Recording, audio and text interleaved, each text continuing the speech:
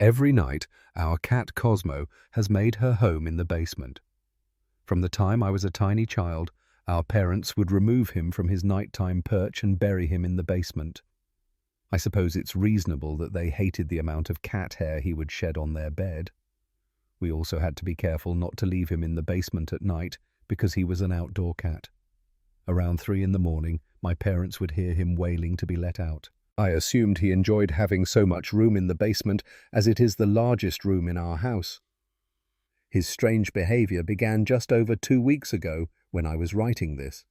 Immediately behind the door, at the top of the steps leading to the basement, there is a little landing. In the past, we would have placed him there. He would descend the stairs and fall asleep on any available piece of furniture within a short while. As I had done 1,000,000 times before, I carefully set him on the landing and closed the door. But I heard his meows coming from behind the door as I filled my water glass in the kitchen. It was strange because he normally galloped down the steps right away. I pondered whether someone had perhaps neglected to refill his dish as I walked to the door after finishing my glass. As soon as I opened the door, he bolted into the living room, perhaps in pursuit of something. As far as I could tell, the dish was totally full. Strange, I thought to myself as I turned to locate him. After repositioning him on the landing step, I shut the door and proceeded accordingly. Nothing changed the following 2 evenings. Before getting ready for bed, I would set him on the landing, shut the door, and begin to work. His repetitive meowing would reach a crescendo after a short while. It never changed no matter how many times I went to the door. Instead of descending, he would stand motionless at the foot of the stairs. Perhaps he was simply old, I thought, but I didn't want to face that possibility just yet. Ignoring him was the hardest thing I did, but I knew he would descend the stairs eventually. He flat out refused to come into the house the following day. On most occasions, he would patiently wait outside our door or on the steps leading up to it until someone would see him through the glass and open it for him. He was curled up on our doormat when I first saw him. His inaction prevented me from letting him in. Before returning inside, I walked outside to pet him. Upon returning to the area a few hours later, I noticed that he remained motionless at the door. Despite his disapproval, I grabbed him up and brought him inside because the time was becoming late. Because I could tell he was reluctant to sleep downstairs, I invited him to spend the night in my room. Nothing major had happened, and he appeared much more composed after that. Naturally, that fix was short-lived. My dad couldn't stop griping about someone leaving the basement door ajar for the following few days. Since of this, he was enraged since the downstairs was losing all of its cold air. He enjoyed reminding us that air conditioning wasn't free. I thought it was my sibling. She has a history of mindlessly leaving drawers and doors open. It wasn't anything I gave much consideration to. Just knowing that Cosmo appeared to have calmed down after being permitted to sleep in my room made me pleased. The middle of the night, out of the blue, I woke up one night. I was half awake and drowsy when I looked over to the door and noticed something strange. In the doorway of my bedroom, I saw a figure standing in silhouette. Standing motionless, it did nothing at all. In the dim light of the lamp we would leave on in the den, I could make out the shape of a person, so I knew it had to have been a person. My sister had to be there. I yelled for her, but the ghostly apparition just disappeared. I simply went back to sleep since I was too exhausted to comprehend her request. A few days down the road, we figured out what Cosmo had been avoiding in the basement. A problem with fleas. They were all over the place. I couldn't stand it. It seemed unusual that the fleas appeared out of nowhere, but we presumed that was Cosmo's refusal to go down there. While Cosmo consistently sported a flea collar, he had never encountered a flea problem in his life. My mom insisted she had changed my dad's collar, but my dad scolded her nevertheless. In his zeal to clean the basement to the brim, my dad plowed through every nook and cranny. After spraying the whole room and vacuuming the carpets, we used flea-killing treatments to wash everything down. To ensure that any remaining stragglers would perish without a host, he instructed us to refrain from entering the basement for the following several days. To me, it seems like a reasonable strategy, so I assumed that was it. Afterwards, Armando, something else peculiar occurred a couple of nights later. The light was slipping in under my door as I lay in bed, and it flickered on and off as if someone were fiddling with the hallway switch. I tried to convince myself that it was likely just my dad getting up to go to the restroom, but the flickering persisted for a longer period of time than usual. I was too afraid to look, yet I refrained from doing so nonetheless. My heart was racing as I lay there, desperately hoping it would stop, staring at the bottom of the door. It happened in due time. After that, I dragged myself to bed, but I've never been so anxious. A couple additional days elapsed without any problems. I was relieved to hear from my dad that the basement was likely empty. I'd been longing to play video games there again. I went to the basement as soon as I got home from school. However, I perceived an issue the moment I descended the steps. There was still a fair number of fleas in that area. It was completely illogical. Their departure was inevitable given the thoroughness of the cleaning. I retreated to the upper floor to contact my working father, but all he could say was to wait. Any remaining fleas, he maintained, would perish in due course. However, I couldn't get rid of the nagging suspicion that something else was happening. Fleas normally wouldn't be doing so well in the face of our interventions. Therefore, I chose to do some additional research the day after school the next day. Hoping that a rodent had made its way in and perished, I descended to the basement's rear and entered the storage area where we had stashed various unused boxes and tools. My gut told me I was correct the second I opened the door. Almost instantly, I was overwhelmed by the aroma. The lingering, putrid smell that caused my eyes to water was so strong. I tracked the odor to the room's far corner, where an incomplete crawl space linked the house's plumbing. The darkness deepened as I advanced, and the stench intensified with each step. Not wanting to go in there, I did not. The light was inadequate nevertheless. I was about to reach for a torch when I suddenly heard it, a respiration. It seemed like someone was hiding in there. It was weak at first, but continuous. I went completely still. My tummy began to twist and turn. As if the source of the sound were drawing nearer, the cacophony of breathing intensified. I receded. Quickly approaching the end of the crawl space, I witnessed a person dive in my direction before I could respond. I leaped out of the way just in time to avoid being grabbed by a hand. I never lingered to get a closer look. Immediately after slamming the cellar door shut, I hurried upstairs and dialed 911. They entered the house and looked around, but nobody was there. The only things they uncovered in the crawl space were some snack wrappers and empty chip packets. The intruders who had gone underground managed to get out via the basement's storm door. I couldn't help but wonder how long the person had been living there and what they had seen. The officer stated it was likely a homeless person seeking shelter who had sneaked in. My parents' amazement was equal to mine. Since then, we've always closed the cellar door, but Cosmos still won't budge from its icy embrace. Since I was only about 7 years old, I don't recall every detail of this story. However, my parents have filled in certain blanks throughout the years, and I can still recall certain details. All right then. Being an only kid has its challenges. While I'll admit that growing up on my own had its drawbacks, I did have my parents' full support and involvement. I am grateful for how they would go above and above to ensure my well-being. My parents would turn our basement into a haunted home every year around Halloween. Rather than being elaborate, it consisted of a few discarded ornaments, synthetic spider webs, strobe lights, and a plenty of energy. All of it served a noble purpose. Donations of canned goods were required for admission, and my parents would distribute the funds to the neighborhood food bank. They went so far as to print up flyers and distribute them to elementary schools in the area, including mine. Everyone who showed up was either a parent or a student at my school, although there were always a few strangers. In fact, my folks were rather pleased by that. The more random people they could meet, the more food they could gather, and the better their chances of having a successful haunted home. Our home in Haverton, Pennsylvania, was a large brick mansion. For reasons I will not get into here, many of the houses in our area were built entirely of brick. Due of the social stigma associated with renovations, the majority of them were likewise rather old. With its ancient, creaky floorboards and darkly lit passageways, our house had an air of mystery about it, which became even more palpable when the sun went down. My cousins Jeff, Rick, Chaz, and Eric would join my parents every year to assist with the night's setup and management. In the past, they would frighten my friends by dressing up in terrifying costumes and hiding in the basement. The two of them went all out that year by donning identical anonymous masks, those unsettling white masks with their expressionless faces. As always, the haunted house was a huge success that year. By early evening, we had a decent crowd going, but my parents informed me afterwards that a weird man had shown up before the event even began.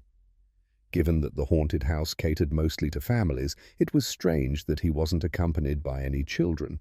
He intended to drop off some food cans early, but his wife was planned to bring their daughter later on. Even though my folks didn't recognize him, they didn't think it was significant. They expressed their gratitude, accepted the cans, and then awkwardly waited for him to take the hint and depart. The basement became a somewhat hectic scene as the night progressed and other individuals arrived. As my friends and I dashed through the decorations, we were all laughing and yelling, and I recall struggling to keep up. Someone in a mask frightened one of my friends, and she ran up to me in tears, telling me what happened. I attempted to reassure her by explaining that it was only one of my cousins, but her words sent shivers down my spine. According to her, the assailant briefly held her wrist before attempting to drag her into a nearby closet. It had no discernible meaning to me. At first, I assumed she was exaggerating, but her expression made it clear that she was actually terrified. After she spoke, I tracked down my parents and relayed her words to them. They dug deep and headed for the basement to investigate. My cousins were questioned about any unusual sightings. Everyone in their positions, Jeff, Rick and Chaz, swore they hadn't done anything wrong. My folks observed something else after Armando. Eric had abandoned his post. Everyone began to freak out at that same moment. Quickly, Eric descended the staircase. He said that his anonymous mask had disappeared upon his return from using the restroom upstairs. He reasoned that one of the other men must have thought it was funny. My parents were so startled that they instantly turned off the haunted house. They evacuated the house and contacted the authorities, who conducted a search but found nothing. Even though I was still a bit frightened that night, I thought it was over. It wasn't hard for me to fall asleep, but I kept waking up to the sound of tapping. Like someone was gently tapping on my bedroom window. It was audible but not loud. I lay there, cradling the covers over my head in the vain hope that I would simply fall asleep. I was too afraid to get out of bed. I was able to get back to sleep as the pounding subsided after a little while. I was roused from my slumber once more by what sounded like scratching a few hours after Armando. The sound seemed even more intense than the last knocking, as if someone were grabbing the frame of the window. I threw off the blankets and ran to the window in a panic, but something inside me finally snapped. My pulse was almost halted as I ripped open the drapes. A figure behind a mask stood inches from the window, peering back at me. I yelled out for my folks. They burst into the room, and I frantically waved my finger at the window, but by the time they turned around, the individual had already departed. The cops responded to our repeated calls and thoroughly investigated the yard and its environs, but they came up empty-handed. No tracks, no indications of forced entry, nothing. It was easy to see the property. After a couple of months, everything became calm. By this point, the incident at the haunted home had faded from our minds, and my parents had begun to relax their strict security measures. A mysterious mask was discovered on my bedside when I returned from school one day. It bore an uncanny resemblance to the masks my cousins had donned that fateful evening, so it wasn't just any mask.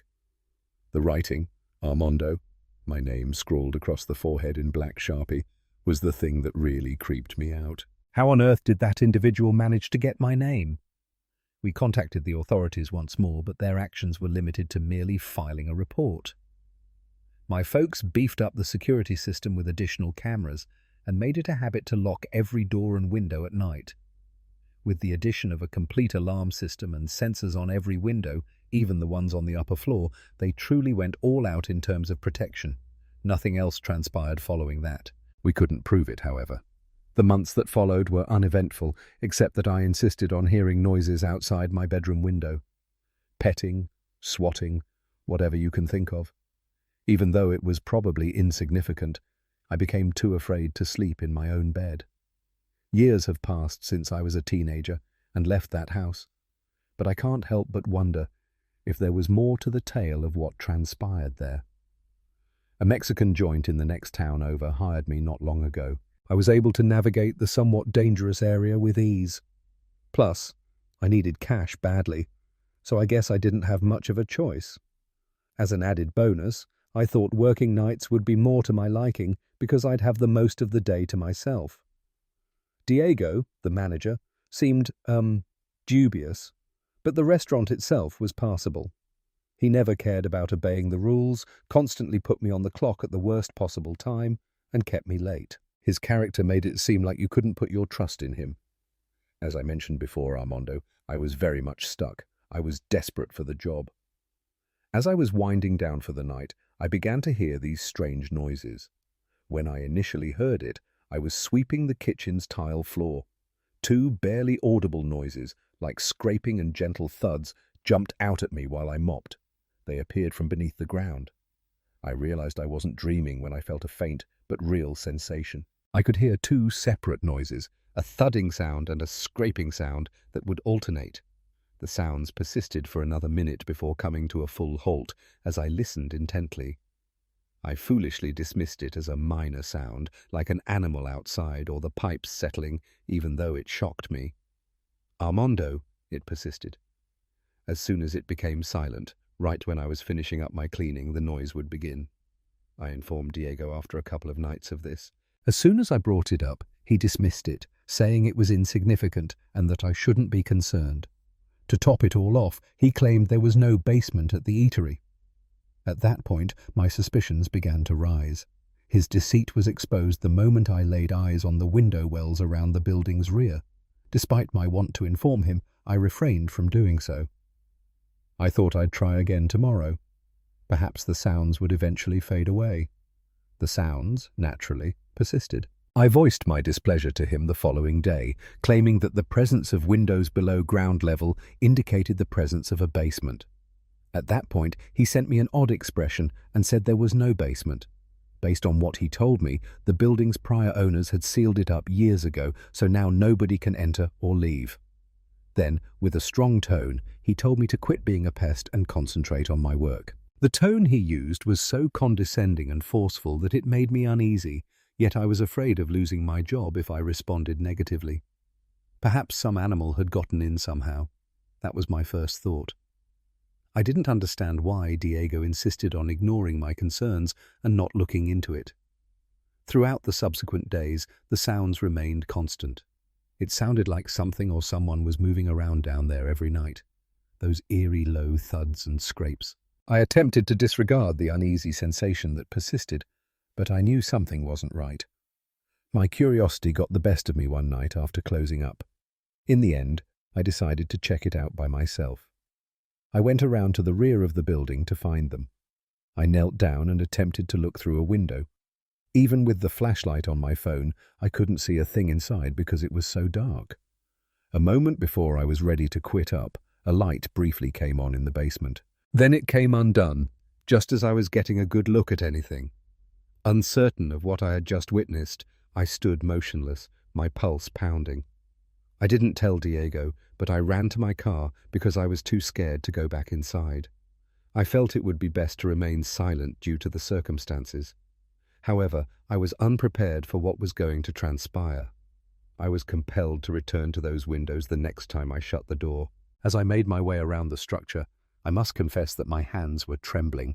I had a feeling that probing around wouldn't yield any useful results. I drew near to have a better look. I finally saw it this time when I drew nearer for a closer inspection. A face was pressed against the glass.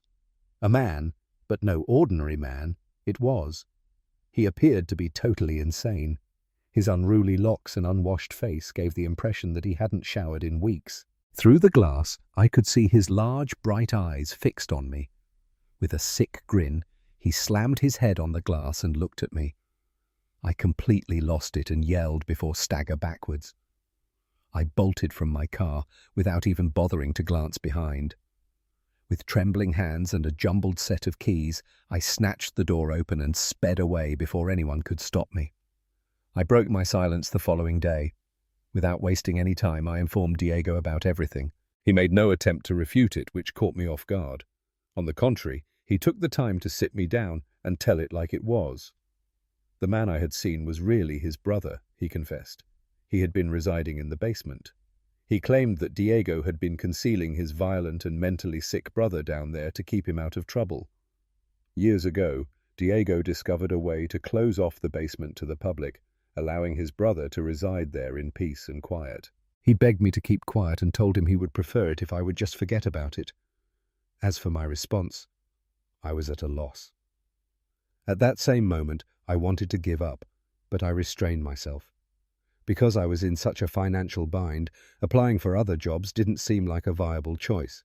Instead, I clung to my current position, telling myself that everything would be all right so long as I avoided the basement. I attempted to remain silent and evade Diego, but I was really unsettled by the entire ordeal. Something occurred a few weeks down the road that caused me to wish I hadn't stayed. I had just completed closing up when it became late. Something or someone was hiding in the trees beside the parking lot as I made my way to my vehicle. I had a feeling it was a person, even though it was only a figure. Someone seemed to know who it was. Even though my heart was beating, I pretended it hadn't happened. The sound of approaching footsteps startled me, but I persisted in my efforts to maintain composure. Looking back, I saw the identical man from the basement. He seemed to be hobbling as he made his way toward me, but he was obviously trying to get here fast. I fumbled for my keys, unlocked the door, and hurled myself inside as he approached it. He began banging on the window and smeared it with dirt and sweat as he pushed his face against it. My thoughts were all over the place as I let out a scream. My only thought was that I needed to go immediately. As quickly as possible, I took flight. I don't know how I survived that night at home without passing out. It's the most terrifying thing that has ever happened to me. Without his limp, he would have surely caught me, and for that I am eternally grateful. I left my job at the restaurant that night. From the comfort of my flat, I contacted the authorities, but I made no return trip. Diego may have gotten in problems for his actions, but I was interested in not knowing whether they discovered the man or what occurred next. I simply could not continue to be involved. But I still can't get rid of the thought that Diego might come searching for me. I can't say for sure that he would go to such extreme measures, but the idea is always floating about in my mind. Honestly, I'm not sure I even want to know what became to Diego, the restaurant, or his brother.